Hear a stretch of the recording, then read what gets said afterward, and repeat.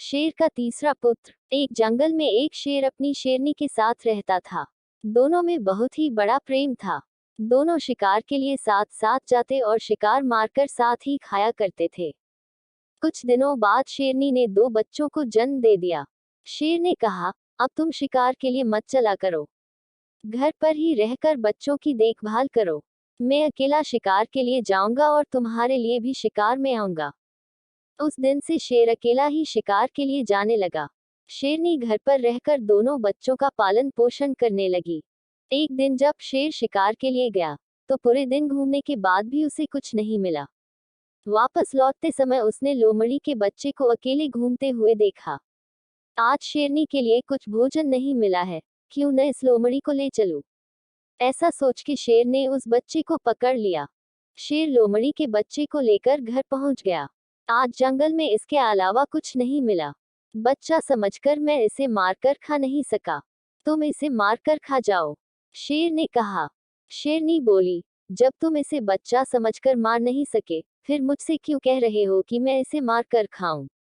मैं इसे मारकर नहीं खाऊंगी। जिस प्रकार मैं अपने 2 बच्चों का पालन पोषण करती हूँ, उसी प्रकार इसका भी पालन पोषण करूंगी।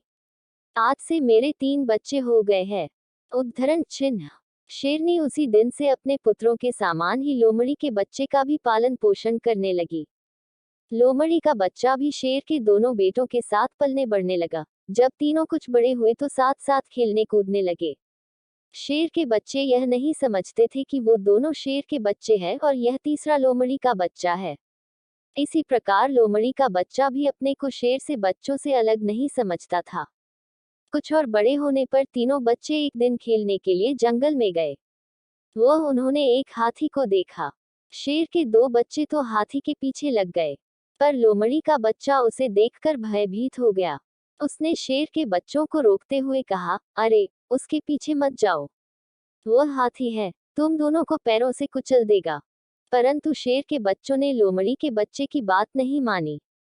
वे हाथी को मारने के लिए उसके पीछे लग गए, परंतु लोमड़ी का बच्चा डरकर अपने माँ के पास आ गया। कुछ देर बाद शेर के दोनों बच्चे लौटकर अपनी माँ के पास आ गए।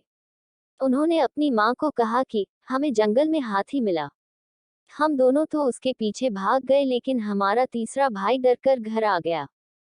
लोमड़ी के बच्चे को गुस्सा आ गया, तुम दोनों अपने आप को वीर और काया बता रहे हो, हिम्मत है तो आ जाओ, दोनों को जमीन पर गिरा दूंगा। शेरनी ने लोमड़ी के बच्चे को समझाते हुए कहा, तुम्हें अपने भाइयों के लिए ऐसी बात नहीं करनी चाहिए। वे मुझसे तुम्हारी शिकायत नहीं बल्कि सच बता रहे हैं। क्या तुम हाथी को देखकर डर नहीं गए थे? शेरनी की बात लोमड़ी के बच्चे को बिल्कुल अच्छी नहीं लगी। वह और गुस्से से बोला, मैं हाथी को देखकर डर गया। आपका कहना है कि मैं डरपोक और वे दोनों बहादुर हैं। मैं अकेला उन दोनों को जमीन पर गिरा सकता हूँ। तब शेरनी बोली, देखो बेटा, अधिक बढ़ बढ़कर बातें करना अच्छी नहीं होता। यह तो सच ही है कि तुम्हारे वंश के लोग हाथी को देखकर डर जाया करते हैं। शेरनी की बात सुनकर लोमड़ी के बच्चे ने बड़े आश्चर्य भरे स्वर में कहा, क्या कह रही हो? आपकी बात से लगता है कि मेरा वंश और उन दोनों का वंश अलग है। सच बताओ, क्या बात है? शेरनी लोमड़ी के बच्चे को अलग ले गई और उसे समझाती हुए बोली, देखो, तुम्हारा जन्म लोमड़ी के वंश में हुआ था और उन दोनों का जन्म शेर के वंश में हुआ है। मैंने तुम पर दया करके अपने बच्चों के समान ही तुम्हें पाला है। अब तुम बड़े हो गए हो। मैंने तुम्हारा पालन पोषण तो किया है, परंतु तुम्हारे सभी गुण लोमड़ी जैसे ही है, इसलिए तुम उस हाथी से डर गए।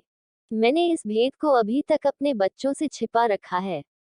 जब उन्हें यह बात मालूम हो जाएगी कि तुम लोमड़ी के बच्चे हो, तो वे तुम्हें मारकर खा जाएंगे। इसलिए अच्छा है कि भेद प्रकट होने से पहले ही तुम यहाँ से भाग जाओ। शेरनी की बात सुनकर लोमड़ी का बच्चा डर गया और वहां से चुपके से भाग गया। अगर यह कहानी आपको पसंद आई हो तो प्लीज़ मेरे चैनल को लाइक, सब्सक्राइब और शेयर करें। धन्यवाद।